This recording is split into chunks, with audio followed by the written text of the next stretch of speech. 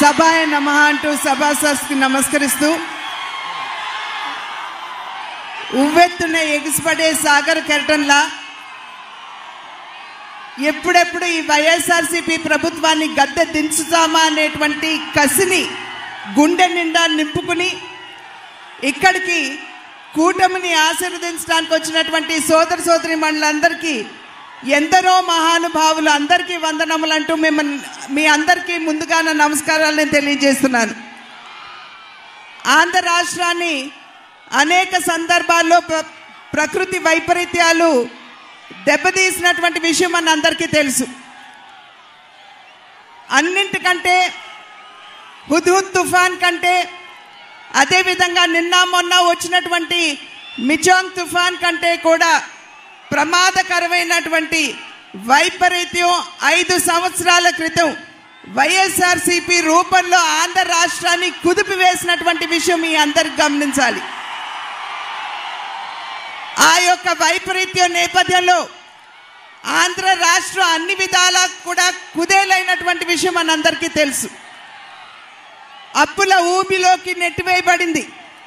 అభివృద్ధి అనే పదానికి తావు లేకుండా పోయింది.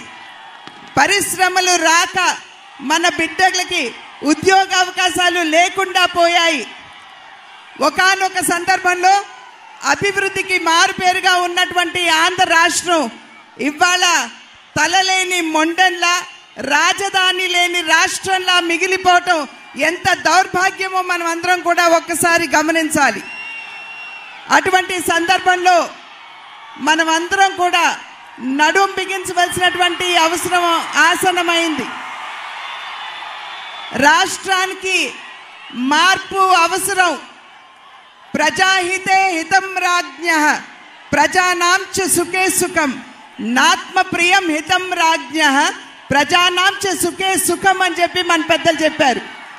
అంటే దీని అర్థం రాజు తనకిష్టమైనటువంటి పరిపాలన కాదు, ప్రజల ఆకాంక్షల మేరకు పరిపాలన అందివ్వాలి అని చెప్పి ఏదైతే మన పెద్దలు చెప్పారో అటువంటి పరిపాలనని మనం రాష్ట్రంలోకి తీసుకురావాల్సినటువంటి అవసరం చాలా ఉన్నది.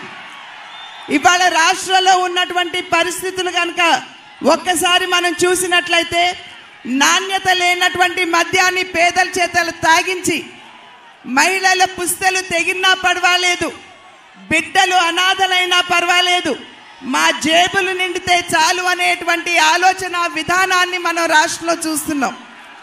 ఏ వర్గానికి కూడా న్యాయం చేసేటువంటి అవకాశం లేదు.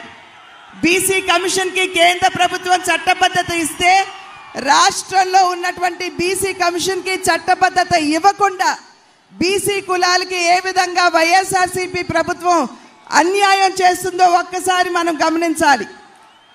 ఎస్సీ కులాలకి సంబంధించి ఒక ఎస్సీ డ్రైవర్ని హత్య చేసి అనంతబాబు అనేటువంటి ఎమ్మెల్సీ డోర్ డెలివరీ చేస్తే ఆ కుటుంబానికి నేటి వరకు కూడా న్యాయం చేసేటువంటి పరిస్థితి ఇవాళ రాష్ట్రంలో లేదు అని చెప్పి మనం గమనించాలి.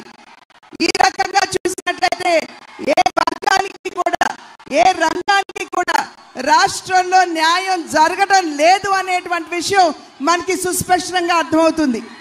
కనుకనే ఖచ్చితంగా మార్పు అవసరం. మీరు చూపిస్తున్నటువంటి ఈ ఉత్సాహం ఏదైతే ఉన్నదో ఒక రకంగా చెప్పాలంటే నరేంద్ర మోడీ గారి స్ఫూర్తి, చంద్రబాబు నాయుడు గారి యొక్క యుక్తి, పవన్ కళ్యాణ్ గారి శక్తి ఇవాళ ఈ సభా ప్రాంగణంలో మనందరికీ కనపడుతుంది. ఈ ఉత్సాహాన్ని యథావిధిగా మనం కొనసాగించాలి.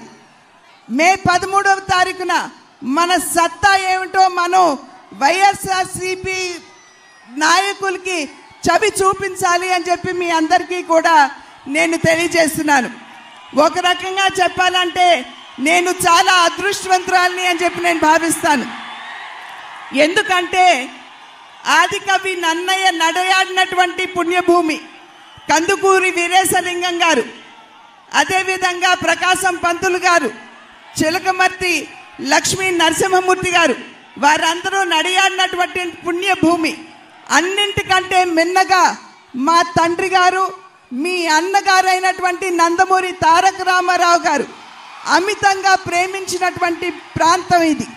కనుక నా తండ్రి బిడ్డగా మీ ఆడబడుచుగా ఇవాళ ఉమ్మడి అభ్యర్థిగా రాజమహేంద్రవరం పార్లమెంటరీ అభ్యర్థినిగా మీ ముందు నిలబడినటువంటి సందర్భంలో మీ అందరి ఆశీస్సులు నాతో పాటు ఈ నియోజకవర్గంలో ఉన్నటువంటి 7 ఎమ్మెల్యే అభ్యర్థులకి ఉంటుంది అని చెప్పి గట్టిగా విశ్వసిస్తూ ఈ ఉత్సాహాన్ని కొనసాగించండి.